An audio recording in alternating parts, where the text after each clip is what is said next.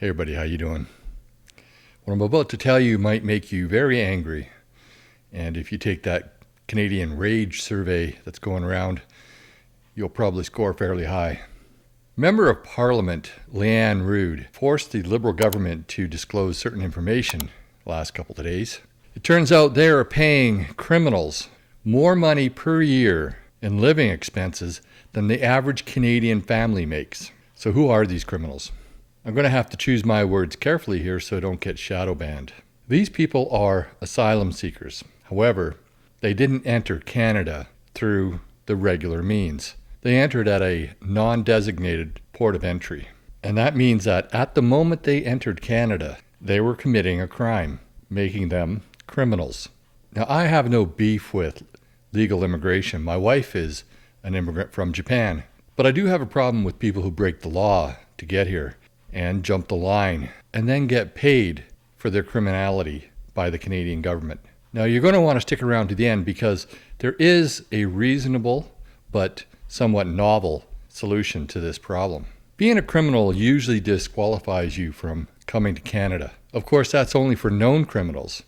So they come from a country that keeps records just as good or better than Canada does, and they're willing to share that record with Canada. So why aren't people who commit crimes in the process of coming to Canada also disqualified from coming here? As far as I'm concerned, they should be. But instead, the Canadian government is allowing them to enter Canada and then paying them expenses, sometimes for years, until they get their immigration hearing. Those expenses come in the form of a $224 per day per diem per person. That amounts to $81,760 per year, and that's not taxed. That's a per diem, which means that it's expenses which are not taxed. So that's their take-home pay. Many of those criminals are subsequently denied asylum and are returned to their home countries. In the meantime, they're living off of the Canadian taxpayer, and sometimes they're living quite a bit better than the average Canadian. So let's do the math. In 2021, the median household income for a British Columbia household, which is very close to the Canadian average and the Ontario average, was $99,610.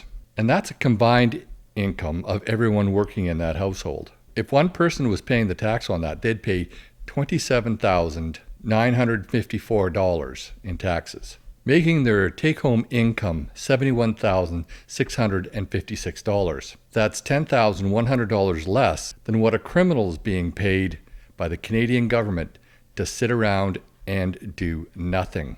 That's disgusting. The Liberals are printing money and borrowing money to pay for this. That's driving up inflation. The main cause of the inflation that we saw last year, which was through the roof, was years of the Liberals spending like crazy. Just imagine what your life would be like if the government had stayed within its means and not caused inflation to go through the roof over the last 9 years. Now, there is a better way of dealing with these criminals. Rishi Sunak, Prime Minister of the United Kingdom, he's found a unique way of dealing with this. The United Kingdom is facing a similar problem that Canada is, and what they are doing is they're deporting these asylum seekers to Rwanda. Apparently, Rwanda is a safe place. They're willing to take them, and they need to. So why doesn't Canada do the same? Asylum seekers are looking for a safe place, and if Rwanda is a safe place, and they want them, and they can take them, they can handle the influx. That seems like a win-win for everybody. The true asylum seekers get their safe place, and Canadians don't have to pay the expense of keeping these criminals around for years before they get their hearing, many of which are turned down, as I said before. But that's just my opinion. I'd love to hear what you have to say in the comments below. Civil discourse is always a good thing. And while you're down there, please hit that like button, subscribe to my channel if you haven't already, and share this with your friends. And before you go, if you're one of the 71% of Canadians who think that Canada should have an early election because we lost confidence in Justin Trudeau, there is a link to a petition in the description below and in the pinned comment. That link will take you to change.org. I encourage you to go there and sign that petition, which will urge the Governor General, Mary Simon, to do her job, dissolve Parliament, and call an early election. Thanks for watching, and we'll see you on the next video.